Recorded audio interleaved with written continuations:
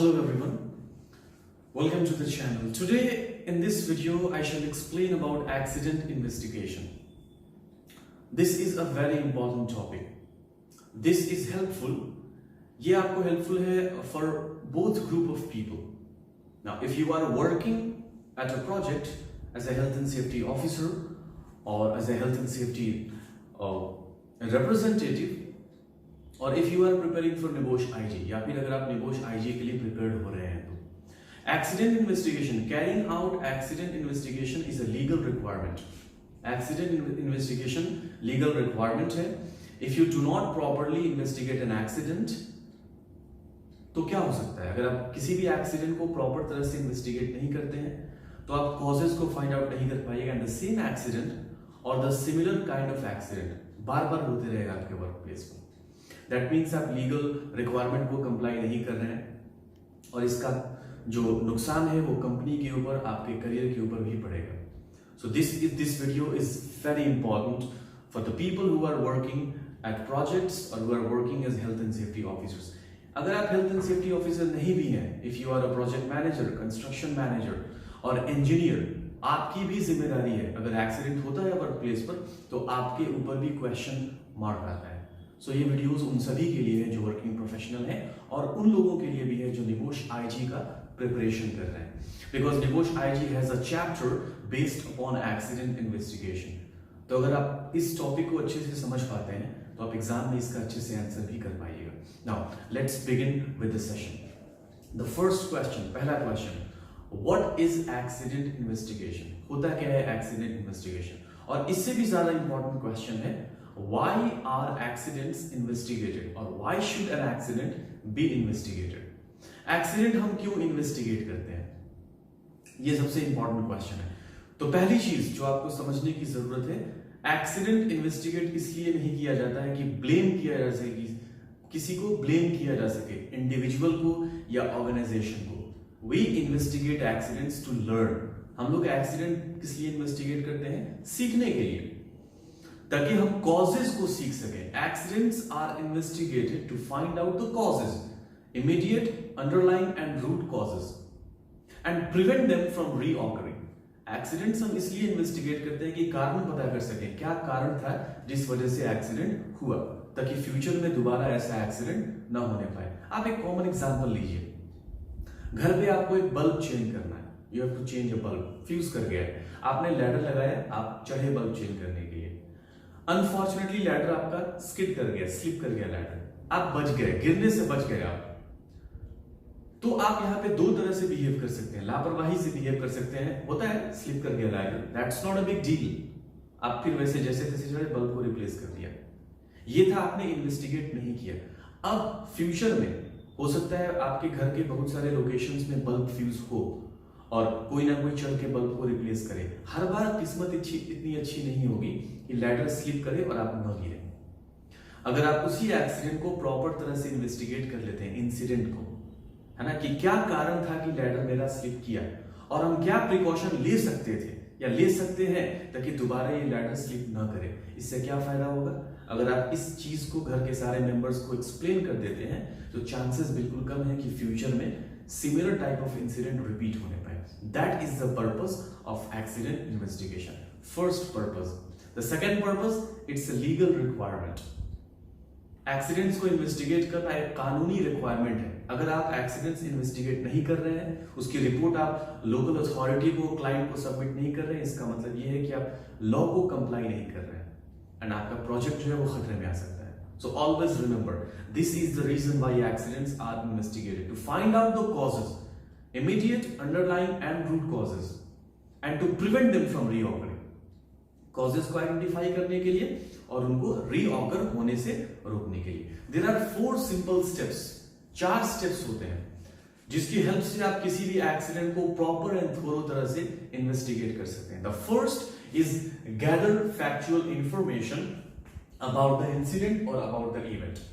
आपको उस घटना के बारे में, जो घटना हुई उसके बारे में आपको जानकारी इकट्ठी करनी है. 2 एग्जांपल्स देते हैं हम आपको यहाँ पर. द फर्स्ट एग्जांपल, एक फोकलिफ्ट साइड वर्क प्लेस पर ट्रैवल कर रहा था, तेज स्पीड से जा रहा था और फोकलिफ्ट का ब्रेक अप्लाई किया ऑपरेटर ने फोकलिफ्ट स्किड किया मतलब फिसला और पलट गया। पलटने की वजह से सामने जो 2 वर्कर्स थे उनको चोट लगी और जो ऑपरेटर था अंदर उसको भी चोट लगी। ये था आपका एक्सीडेंट। दूसरा एक्सीडेंट कंपैक्टर, कंपैक्शन जो मशीन होती है वो एक्सकावेशन के एज पर उससे कंपैक्शन का काम चल रहा था और मिट्टी जो थी वो लूज होने की वजह से कोलाइट आपको मिट्टी जो है वो फिसली और एक्सकावेटर मशीन जो है कंपैक्शन मशीन जो है कंपैक्टर वो एक्सकावेशन में गिर गया। ऑपरेटर इंजर्ड हुआ, 1-2 वर्कर्स के नीचे डेथ हो गई। ये 2 एक्सीडेंट्स को लेकर हम आगे बढ़े हैं। ओके, नाउ पहला स्टेप आपका है इंफॉर्मेशन इकट्ठी करना। Information is power. Information will enable you to prevent similar accident in future. जो इंफॉर्मेशन आप जितनी ज्यादा इकट्ठी करेंगे आप उतना बेहतर एक्शन प्लान बना सकते हैं और आगे ऐसे एक्सीडेंट को होने से रोक सकते हैं। क्या क्या इंफॉर्मेशन आपको कलेक्ट करनी है? सो द फर्स्ट, आपको सबसे पहला काम, जैसे कोई एक्सीडेंट होता है, so what is the first thing you should do? पहला काम आपको क्या करना चाहिए? The first and the most important thing is to take care of the victim. सबसे पहला काम आपको क्या करना है? जो पीड़ित है, जो आदमी घायल हुआ है, इंजर्ड जो है, उसका पहले आप टेक केयर कीजिए। मतलब आप उसको प्रॉपर फर्स्ट एड दीजिए एंड हॉस्पिटल ट्रांसपोर्ट कीजिए उसको। That's the first thing you should do. ये सबसे पहला काम होता है। The second job, what is your second job? दूसरा काम जो इतना ही इंपॉर्टेंट है, सिक्योरिंग द एरिया। उस एरिया को क्या कीजिए आप? सिक्योर कीजिए ताकि कोई भी बाहरी आदमी उसमें एंटर करके जो आपके सबूत है, एविडेंस, उसके साथ छेड़छाड़ नहीं कर पाए। क्योंकि अगर सबूत वहां से हट जाएगा तो आप डिसाइड नहीं कर पाइएगा कि एक्सीडेंट हुआ कैसे था। तो secure the scene of accident. Accident की सीन को क्या करना है? सिक्योर करना है। एंड द थर्ड, अगर वहां पे आई विटनेस थे उनको सेपरेट कीजिए, क्योंकि आई विटनेस जब आपस में बातचीत करेंगे तो उनका जो बातचीत है, उस बातचीत से उन दोनों का जो परसेप्शन है एक्सीडेंट का वो चेंज हो जाएगा। उसमें एक आई विटनेस अगर बोल रहा है ड्राइवर की गलती है तो दूसरे को लगेगा कि हाँ ड्राइवर की ही गलती है। एक बोलेगा ड्राइवर की गलती नहीं थी, दूसरे को लगेगा हाँ हो सकता है ड्राइवर की गलती नहीं हो। इससे आप करेक्ट एक्शन प्लान पे नहीं पहुंच पाइएगा। अलग करना विटनेस को इज वेरी इंपॉर्टेंट। ये 3 स्टेप करना होता है। विक्टिम का ख्याल रखना, सीन को सिक्योर करना और अगर आई विटनेस है तो उनको क्या करना? सेपरेट करना। ओके, इंफॉर्मेशन की बात करें हम तो क्या कर सकते हैं? सबसे पहला इंटरव्यू लीजिए आपको जो आई विटनेस है, the eye witness that are present at the work place at the scene of accident. जो आई विटनेस आपके सीन ऑफ एक्सीडेंट पे प्रेजेंट थे, आप उनका इंटरव्यू लीजिए और उसको रिकॉर्ड कीजिए आप। It should be on record, because आपको नहीं पता क्या पता बाद में वो उबर जाए अपनी बात से। सो आप उसको क्या कीजिए? रिकॉर्ड कीजिए। Recording eye witness is very important. Okay, now what you can do, take photographs. जो एक्सीडेंट हुआ है उसमें जो इक्विपमेंट इन्वॉल्व था, जो सब्सटेंस इन्वॉल्व थे, जो मटेरियल इन्वॉल्व था, उन सबका क्या कीजिए आप? फोटोग्राफ लीजिए। इफ नेसेसरी, अगर नेसेसरी तो आप क्या कर सकते हैं? You can make videos. आप क्या बना सकते हैं? वीडियोस बना सकते हैं। यू कैन टेक मेजरमेंट, आप मेजरमेंट ले सकते हैं ना। अब मेजरमेंट कैसे लेंगे आप? किस चीज का मेजरमेंट लेंगे?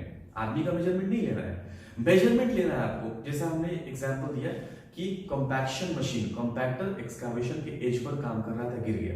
मेजरमेंट लीजिए कितनी दूरी पर काम कर रहा था, राइट? या फिर फोकलिफ्ट जा रहा था, स्किड किया और लोगों से टकरा गया, पेडेस्ट्रियन से। तो पेडेस्ट्रियन का जो रास्ता था, व्हीकल का रास्ता था, दोनों के बीच का डिस्टेंस क्या था? इंपॉर्टेंट मेजरमेंट आपको लेना होता है। ये बाद में आपको हेल्प करेगा जब आप क्या करेंगे? कंट्रोल मेजर सजेस्ट करेंगे। इसके बाद क्या कर सकते हैं आप? Written description. उस पूरे इवेंट को आप रिटन डिस्क्रिप्शन में लेकर आइए। What else you can do?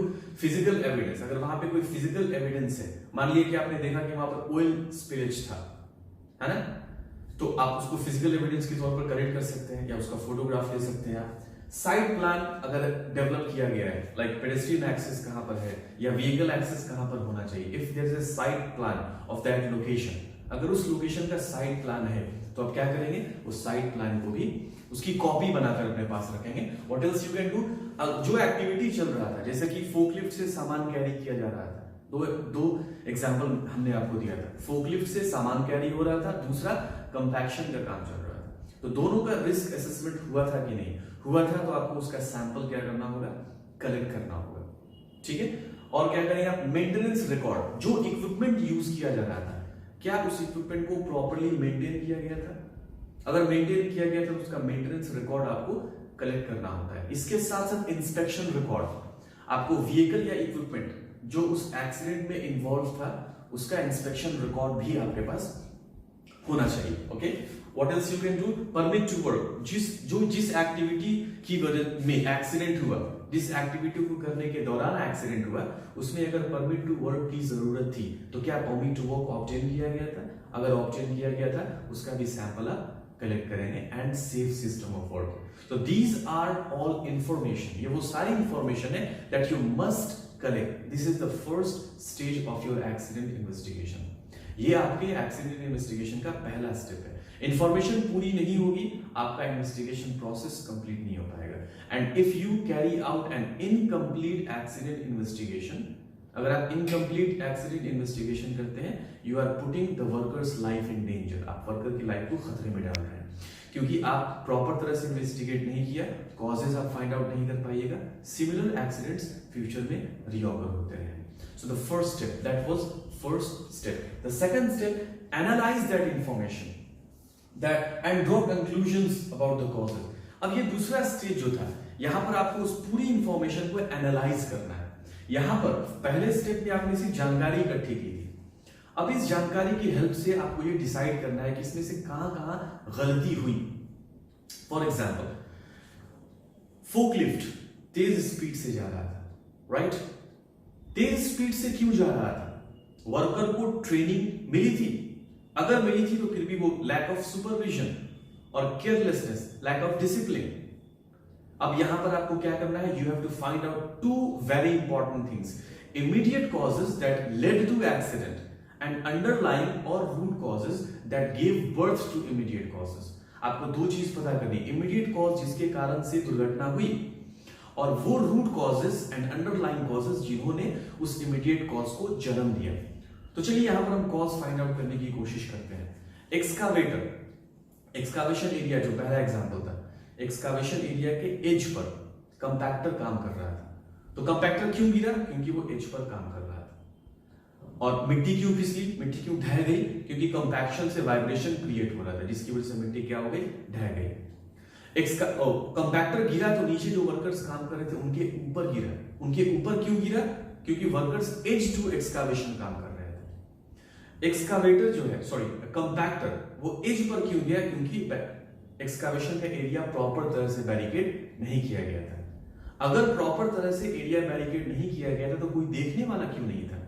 क्योंकि उस एरिया का इंस्पेक्शन नहीं हुआ था. आपने देखा, दीज आर द कॉजेज जो आपको मिलेंगे अगर आप थोरो इन्वेस्टिगेशन करेंगे.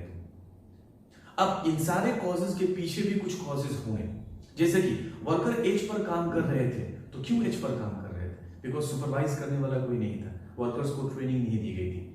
ऑपरेटर जो कंपैक्टर को ऑपरेट कर रहा था, वो एज पर क्यों ऑपरेट कर रहा था? उसको पता होना चाहिए था कि सेफ डिस्टेंस मेंटेन करना है. उसको किसी ने बताया नहीं कि सेफ डिस्टेंस क्या है, या उसको प्रॉपर ट्रेनिंग नहीं दी गई थी. Lack of training, lack of supervision, lack of site inspection, lack of supervising plan, lack of risk assessment. ये सारे आपके क्या रूट कॉजेज हैं जिन्होंने इमीडिएट कॉजेज को जन्म दिया और जिसकी वजह से आपका एक्सीडेंट हुआ. So you have to find out the causes. आपको जो इंफॉर्मेशन आपने पहले स्टेप में कलेक्ट की उसकी हेल्प से आपको कॉजेज फाइंड आउट करने हैं. That is the second stage of accident investigation. और the third stage is identify suitable control measures. अब आपको यहां पर क्या करना होता है? सुटेबल कंट्रोल मेजर्स को आइडेंटिफाई करना होता है. मतलब यहां पे जब आप सुटेबल कंट्रोल मेजर को सजेस्ट कर रहे होंगे तो दो तरह के कंट्रोल मेजर्स आपको सजेस्ट करने होते हैं. First short term and second long term. Immediately हम क्या करें ताकि ये जो कॉजेज है, इस कॉज से यहां पर दोबारा एक्सीडेंट नहीं हो. जैसे कि फोकलिफ्ट तेज स्पीड से जा रहा था, तेल गिरा हुआ था, ड्राइवर ने ब्रेक अप्लाई किया, उस तेल पर टायर स्किड कर गया, कोलाइड कर गया जाकर वर्कर्स के साथ को. तो इमीडिएटली क्या कर सकते हैं? उस तेल को, एरिया को क्या करना? स्पिलेज को क्लियर कराना. एक्सकावेशन में जो आपको कंपैक्टर था वो एक्सकावेशन के अंदर गिर गया, उसी जगह पे दोबारा कोई कंपैक्टर मशीन आके ना करे, इसके लिए क्या करें? उस एरिया को तुरंत क्या कर देंगे? हम बैरिकेड कर देंगे. तो कंट्रोल मेजर को सजेस्ट करते वक्त आपको दो तरह के कंट्रोल मेजर्स. पहला कंट्रोल मेजर क्या होना चाहिए? इमीडिएट, तुरंत क्या एक्शन लेना. दूसरा लॉन्ग टर्म कंट्रोल मेजर्स. क्या क्या काम हम ऐसा करेंगे जिससे ये सिचुएशन दोबारा पैदा नहीं हो? क्या करेंगे कि कोई दूसरा ऑपरेटर तेज ओवर स्पीडिंग नहीं करे? उसके लिए क्या कर सकते हैं? साइड पर हम क्या कर सकते हैं? स्पीड लिमिट साइनेज लगा सकते हैं. हम ऑपरेटर्स को ट्रेन कर सकते हैं. सुपरविजन का अरेंजमेंट प्रोवाइड कर सकते हैं, एक इंस्पेक्शन प्लान हम डेवलप कर सकते हैं ताकि सारे एक्सकावेटेड एरियाज को प्रॉपर थोरो इंस्पेक्शन किया जाए ताकि किसी भी तरह का फॉल्ट या प्रॉब्लम हो तो तुरंत आइडेंटिफाई किया जा सके। सो दीज थिंग्स, ये चीज आप ओवरनाइट नहीं कर सकते। ऐसा नहीं कि आपने आज कहा कल से शुरू हो गया, it will take some time. अगर एक्सकावेशन का इंस्पेक्शन करने के लिए आप बोल रहे हैं तो आपको एक चेकलिस्ट डेवलप करना होगा। उस चेकलिस्ट को डेवलप करने में कितना टाइम लगेगा? एक दिन में तो नहीं हो सकता, it will take some time.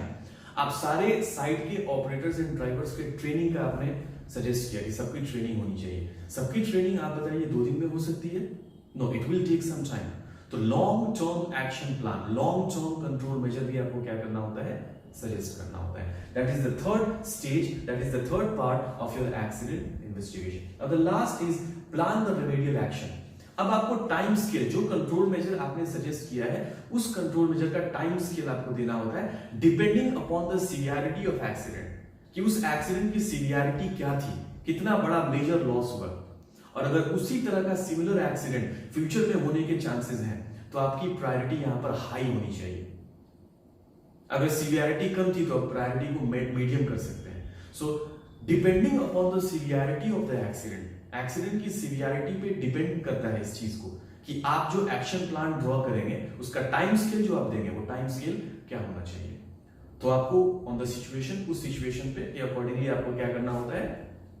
Time scale यहां पर डिसाइड करना होता है and you have to plan your remedial actions.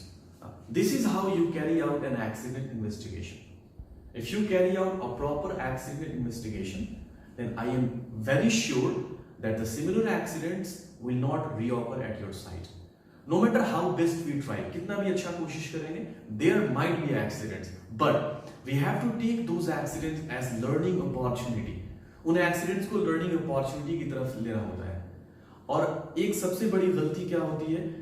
Blame game की। अगर आप सारे एक्सीडेंट का ठीकरा फोड़ देते हैं आप वर्कर्स के ऊपर, तो वर्कर्स रिपोर्ट नहीं करेंगे minor accidents. And accident ratio triangle में इस बात को एम्फेसिस किया जाता है कि माइनर एक्सीडेंट्स में result into major accidents. So do not carry out investigation to put blame upon others. Investigation आप इसलिए मत कीजिए कि दूसरों पर ब्लेम कर सकें। Carry out accident investigation to learn the causes and to prevent it from reoccurring. I am very proud that you guys are working as a health and safety professional. Keep doing the good work that you are doing.